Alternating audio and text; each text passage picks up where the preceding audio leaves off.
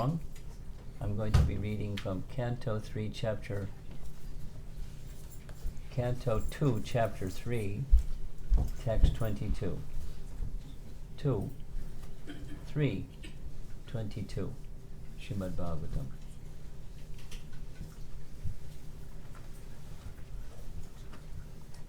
Varhayate te nayane naranam lingani vishnurna nirikshatoye padaunanam tau druma janma bhajo kshetrani navdano vrajato hariryo. The eyes which do not look at the symbolic representations of the personality of Godhead Vishnu, his forms, name, quality, etc., are like those printed on the plumes of the peacock. And the legs, which do not move to the holy places where the Lord is remembered, are considered to be like tree trunks. Purport by Srila Prabhupada. Especially for the householder devotees,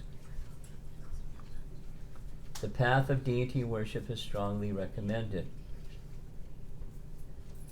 As far as possible, every householder, by the direction of the spiritual master, must install the deity of Vishnu, forms like Radha, Krishna, Lakshmi, Narayan, Sitaram especially, or any other forms of the Lord like Nrsimha, Varaha, Gornatai, Matsya, Kurma, Shalagram, Shila, and many other forms of Vishnu like Trivikrama, Keshava, Achyuta, Vasudeva, Narayana, and Damodar are recommended in the Vaishnava Tantras or Puranas, and one's family should worship strictly according to the directions and regulations of Archana Vidhi. Here comes this troublesome sentence. Any member of the family who is above 12 years of age should be initiated by a bona fide spiritual master, and all the members of the household should be engaged in daily service of the Lord, beginning from 4 a.m. till night, 10 p.m. by performing Mangala Arati, Niranjana, Archana, Puja, Kirtan, Shringara, Bhoga, Vaikali, Sandhya Aratik, Pata, Bhoga at night, Shayana Arati, etc. Engagement in such worship of the deity under the direction of a bona fide spiritual master will greatly help the householders to purify their very existence and make rapid progress in spiritual knowledge.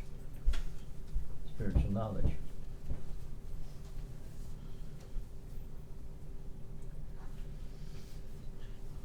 Simple theoretical book knowledge is not sufficient for a neophyte devotee. Book knowledge is theoretical, whereas the archana process is practical. Spiritual knowledge must be developed by a combination of theoretical and practical knowledge, and that is the guaranteed way for attainment of spiritual perfection. The training of devotional service for a neophyte devotee completely depends on the expert spiritual master who knows how to lead his disciple to make gradual progress toward the path back home, back to Godhead. One should not become a pseudo-spiritual master as a matter of business to meet one's family expenditures, semicolon. One must be an expert spiritual master to deliver the disciple from the clutches of impending death. Srila Vishwanath Chakravarti Thakur has defined the bona fide qualities of a spiritual master And one of the verses in that description reads, this is what we sing in our temples at Mangal Arati time. Just say it together. Shri Vigrahara Dhananityanara Shingara Tanmana Janado Yuktasavakam Nityakovi Vande Guru Sri Charanarvindam. Shri Vigraha is the archa, or suitable worshipable form of the Lord, and the disciple should be engaged in worshiping the deity regularly by shingara, by proper decoration and dressing, as also by mandira marjana, the matter of cleansing the temple. The spiritual master teaches the neophyte devotee all these kindly and personally to help him or her gradually in the realization of the transcendental name, quality, form, etc. of the Lord. Paragraph. Only attention engaged in the service of the Lord, especially in dressing and decorating the temple, accompanied by musical kirtan and spiritual instructions from scriptures, can save the common man from the hellish cinema attractions and rubbish sex songs broadcast everywhere by radios and so many other medias. If one is unable to maintain a temple at home, he should go to another's temple where all the above performances are regularly executed, visiting the temple of a devotee and looking at the profusely decorated forms of the Lord, well dressed, in a well decorated, sanctified temple, naturally infuse the mundane mind with spiritual inspiration. People should visit holy places like Vrindavan, where such temples and worship of the deity are specifically maintained. Formerly all rich men, like kings and rich merchants, constructed such temples under the direction of expert devotees of the Lord, like the 6 Goswamis, and it is the duty of the common man to take advantage of these temples and festivals observed in the holy places by pilgrimage, of places of pilgrimage, by following in the footsteps of great devotees. Anu Vraja. One should not visit all these sanctified pilgrimage places and temples with sightseeing in mind, but one must go to such temples and sanctified places immortalized by the sensible pastimes of the Lord and be guided by proper men who know the science. This is called Anuvraja. Anu means to follow. It is therefore best to follow the instructions of the bona fide spiritual master, even in visiting temples and the holy places of pilgrimage. One who does not move in that way is as good as a standing tree, condemned by the Lord not to move. The moving tendency of the human being is misused by visiting places for sightseeing. The best purpose of such traveling tendencies could be fulfilled by visiting the holy places established by great acharyas, and thereby not being misled by the atheistic propaganda of money-making men who have no knowledge of spiritual matters. End of purport. This is a section, chapter 3 of Canto 2, Pure Devotional Service. It's following chapters 1 and 2. First describing the universal form, and then describing meditation upon the form of the Lord in the heart, and then practical devotional service. Your devotional service, change in heart. Where the change in heart is found in change of activity.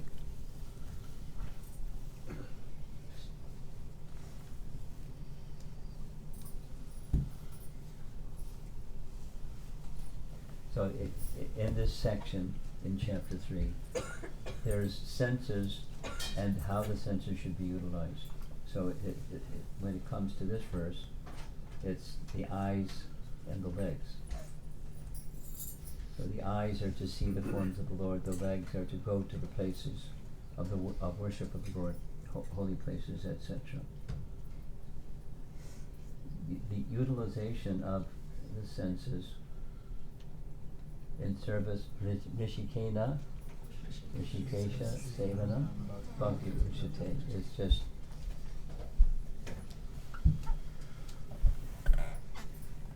being expanded in the Bhagavatam here.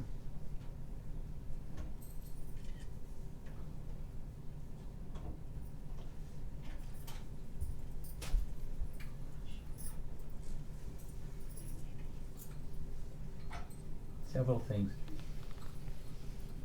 Most of us, maybe, except for the younger generation of devotees that are born in devotee families, most of the rest of us here, worship of Gaur Nitai is kind of new. If there's something in our upbringing to worship a deity form, it's not Gaur Nitai, the older generation people for sure. And yet, in ISKCON, Gaur Nitai worship is common or recommended. Now, why is that? Well, there's several reasons, but one of those reasons is the same reason that it's recommended that when we chant, it's very nice, pranam mantra to our spiritual master, and Jai Shri Krishna Chaitanya Prabhu Nityananda Shri Advaita Gadadhar Shivasadi Gaura Bhakti.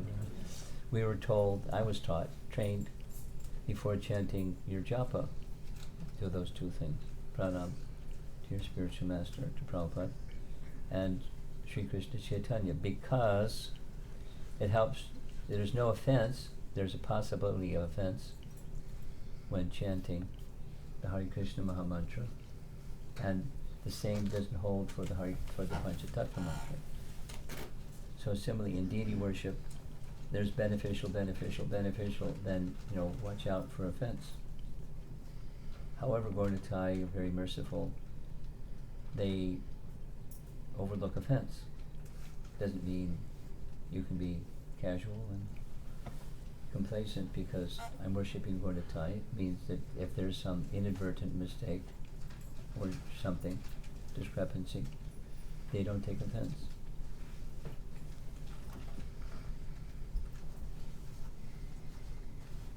In the beginning, early days, the Hare Krishna movement, when it came to even temples, what to speak of homes, the language was Guru Guranga altar. What was the language? So a picture of Prabhupada and a picture of Panchatattva, or a picture of Gaur Nitai, was the Guru Guranga altar, and that's what we had in temples. So then Prabhupada had artists starting painting Panchatattva paintings to go on the altars instead of just, prints, but formal painting. That was the Panchatattva altar. And then, in course of time, Gaur Nitai appeared, the deities of Gaur Nitai, with the understanding that they're very merciful. And by worshipping them, by worshipping any deity form, then the mood of Gaur Nitai become the mood of the worshipper of Gaur Nitai.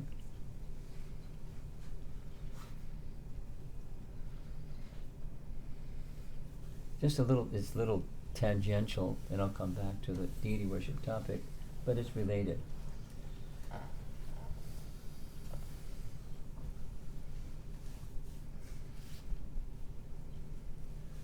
Recently, we observed the Panihati festival. It was in our Vaishnava calendar. Maybe some of you did something, or spoke something, or honored something. So the Panihati festival is related to the mercy of Lord Nityananda being given to Raghunath Das Goswami, who was meeting obstacle after obstacle after obstacle after obstacle. No matter, he was very smart, and there's a nice saying, when he kept running away, and he kept running away, and he kept running away, and Raghunath Das's mother said to her husband, "Tie him up." And he spoke strongly, saying, "Oh, foolish woman, what good is rope going to do? He has wealth greater than Indra, and he has a perfectly beautiful young wife. What better ropes are than that?" And then he made a statement saying, one may bring a child, a son, into the world, but the previous impressions, the previous activities of that child, you can't change that. And this young man, he has this previous intentions, spiritual, he has no attraction for all this wealth that we just want to give to him. No attraction. What to speak of, he has the mercy of Chaitanya Chandra. That's the word that he used. Chaitanya Chandra.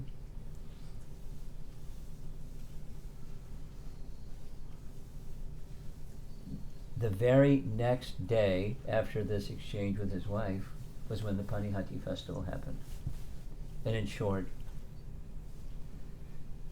very intelligent, Raghunath Das understood, and he offered, after different things, the distributing of the two kinds of rice and condensed milk and yogurt.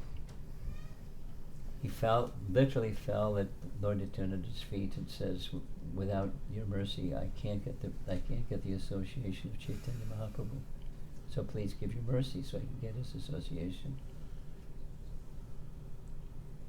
And then Lord Nityananda, who could have done this some time ago, said, "Yes, not only yes, but you'll be in Lord Chaitanya's association. Not only that, he'll place you in the care of Swarup Damodar. Not only that, Swarup Damodar will train you in everything about Lord Chaitanya's inner moods of love and devotion." But he was just waiting for the opportune time. So getting the mercy of Lord Nityananda, we know this one, it gives us the opportunity of the mercy of Lord Chaitanya. The mercy of Lord Chaitanya gives us the mercy of Radha Krishna. And that's where our train is headed, to get on board. It's the mercy of Radha Krishna. And therefore, worship of Gaura-Nitai, not only because they're very merciful and they don't accept offense, and we're neophyte, we're definitely going to make offenses just because we're neophyte.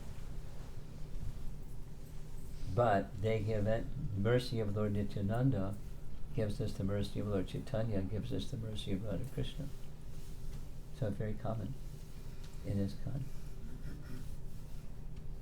for good reason. And the comment that Prabhupada makes in the purport is it's practical. When practical, he's making two things. He's making the contrast between theoretical and practical. And practical is, okay, everything belongs to Krishna. Let's go to Ishopanishad. What's the first text of Ishopanishad? Let's do it together. Isavashamidam sarvam yatkincha jagatyam tyagat tena chaktena bunjita magridaha kashyasmita. Okay, look it, you're all philosophers. You know the verse, and you mostly know what the meaning means. And the meaning is there's an Isha of everything. Sarvam, everything. And the practical is offer that everything to the Isha. And the practical is through deity worship. That's practical. And so deity worship, besides when you install a deity in the home, the recognition is it's now Gaura-Nitai's home.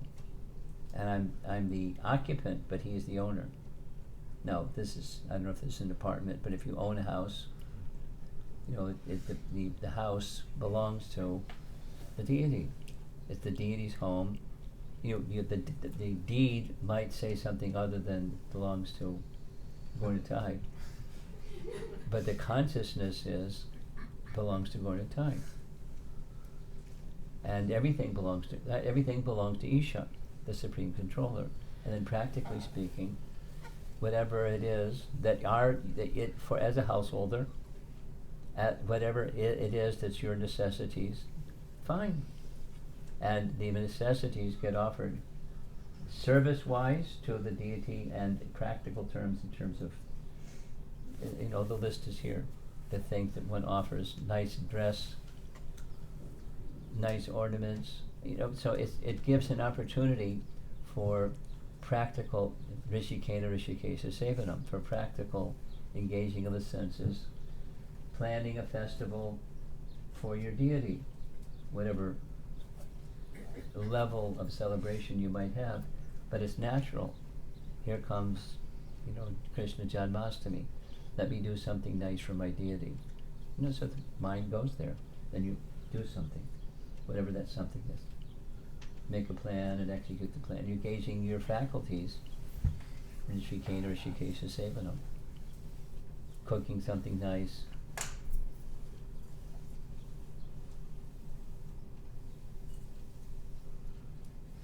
Making a new dress, making special garlands, something, combination of somethings. And so the senses have some practical, and the recognition that actually it all belongs to Krishna anyways. So here's the practical way of displaying, and then that moves the heart towards that consciousness. And so 1, 2, 3, there's the theoretical, there's the practical, there's the heart moves, and then number 4, it opens the door. It increases the likelihood that one will get some realization from Scripture. Here's what Prabhupada writes.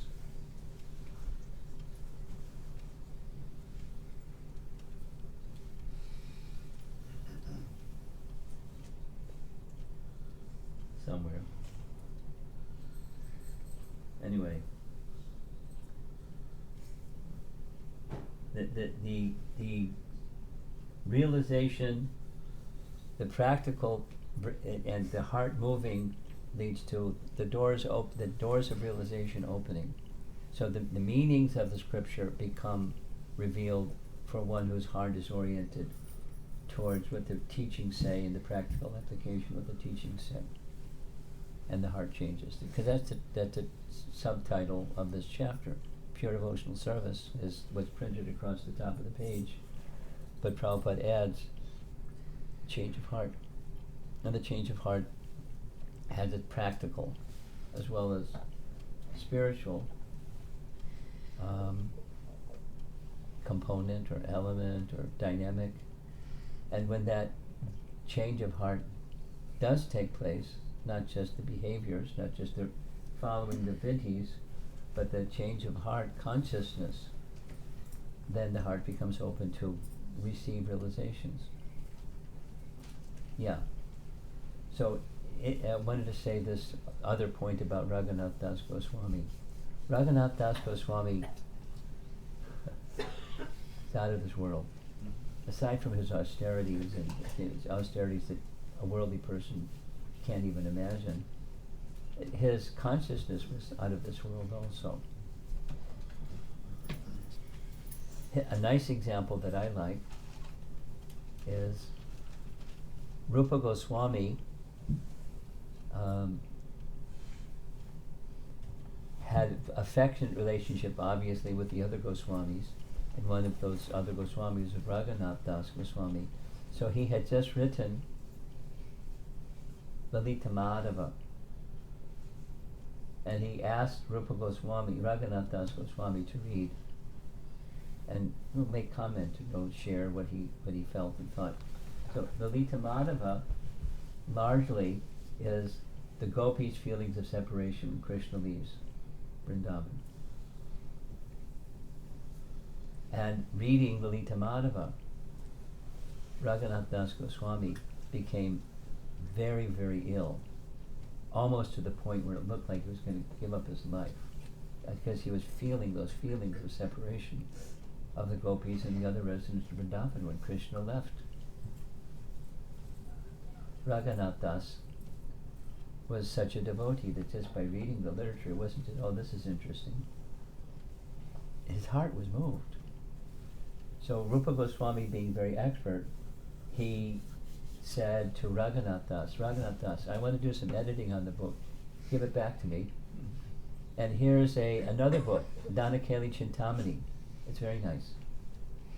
And Danakeli Chintamani is full of humor and laughter, and it's a tax pastime. It's a tax pastime where Krishna is taxing the gopis, and the gopis talk back to him, and they say things, and it's very lovely. So he became very joyful. He not only became very joyful, like it saved his life, but he wrote a book himself, Danakeli Chintamani, Janakeli Komudi. Right? Raghunath Das Goswami. Now, question. Where did they get that realization? A, it wasn't realization, it was fiction. No. B, they got realization by a revelation from Krishna, from within. So there's a very nice verse. There's 3 nice verses. I just spent some time on this topic, so I'm sharing it with you. Besides, it's with Raghunath Das Goswami topic, and with the deity worship topic. There's a verse that has a certain phrase, it's a very similar phrase to the phrase that's found in, this is philosophy, we'll come back to the Bhagavatam verse on deity worship, but in Brahma Samhita, those of you that heard me speaking know this verse. Yadrashi yadrashi shraddha siddhi bhavati tadrashi. And that the translation that Bhaktisiddhanta gives in Brahma Samhita. So the yadrashi tadrashi means as this, so that. So yadrashi shraddha, according to one's faith, siddhi bhavati tadrashi. Siddhi bhavati tadrashi. Brahma Samhita. Siddhi, he translates not as mystic perfection, but as realization. Realization, siddhi bhavati. Realization awakens or arises according to one's faith. And there's another verse that's from, I forget the text, but it's the same core Sanskrit words saying that according to one's faith one achieves perfection, one gets realization.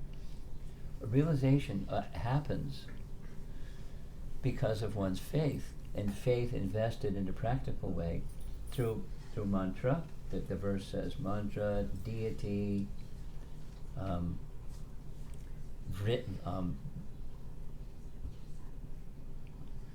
vidhis, vratas. So like it's Ekadasi, and you're doing an Ekadasi vrata, whatever that might be for you. So it's an auspicious day, an auspicious activity. What's going to be the outcome? It has everything to do with your faith. What's your purpose in doing some austerity on Ekadasi day, or worshipping the deity, or chanting mantra, or anything? Life. Spiritual life. What's the purpose behind it? So deity worship has that effect also, along with these two things, the two tracks of the train. The Bhagavad Dharma, the hearing and chanting activities has the effect of making the heart clean. And then the deity worship has the practical effect, and also taking the teachings of the scripture and practical applying them gives us the other track of the train. It keeps us on track. And as this, you can't find the sentence, but it's the same message that I was just sharing. Realization comes. Rupa Goswami has a long verse that I found quoted in 4 places. It's a long verse from Bhakti Sandarbha where he is describing how one gets realization, because the topic I brought up is, how does Rupa Goswami and Raghunath Das Goswami get realization about tax pastime that we don't find in the Bhagavatam? And this one is different than that one. I mean, there's themes that are different, there's themes that are similar, but the details are different. So they're not fiction writers. What are they doing? They're expressing their realization. Where do they get the realization? Rupa Goswami details the process of getting such realization. And one has to be very advanced to go through. You read the verse. I plan to send this out. I asked the devotee that sends out these types of things to send it out. Maybe if you don't receive it, you can find out how to receive it. But so deity worship is just like going on pilgrimage is more than sightseeing. Deity worship is more than keeping as householders, becoming regulated. I mean, there's nice things, becoming more clean, becoming more elevated in the modes of nature, being dharmic, and so gaining some pious credits because you're doing some nice Brahminical activity in a regulated way, in a clean way, and according to vidhis, and it's meant for more than that. That's important, especially in this age of Kali. People aren't so clean, they aren't so regular, they aren't so Brahminical. So it helped bring those qualifications, but it's meant for more than that. It's meant to make the heart soft, transform, and change of heart, as is in this chapter. And with that change of heart, then some realization of what's the message of the scripture. And if you're on the platform of Raghunath Das Goswami or Rupa Goswami, then you'll get you get even more elevated realizations about Krishna's pastimes. Most of it is not going to be so likely, but at least, from the scriptures, what's the meaning? It can be very mysterious.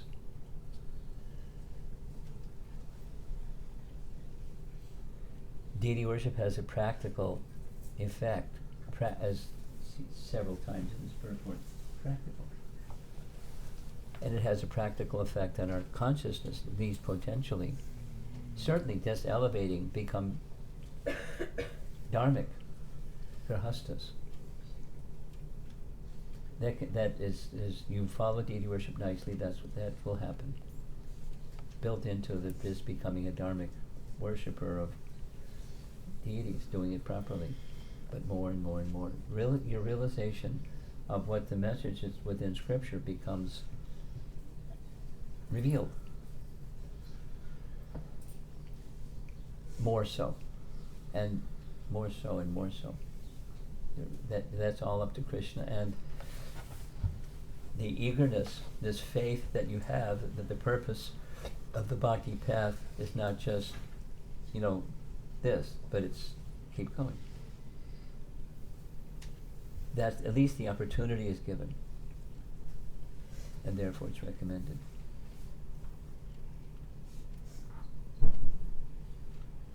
Okay, we're doing all this to wait for them to finish with the deity dressing. Are they done with the deity dressing? They're done. Oh, so now we're ready to have the deities come out. Yes? Yes. Can the deities come out?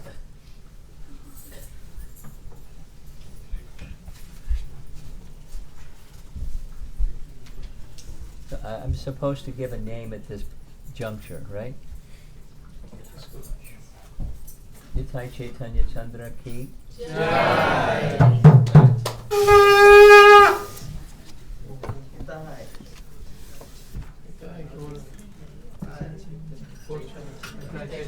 Chaitanya Chandra.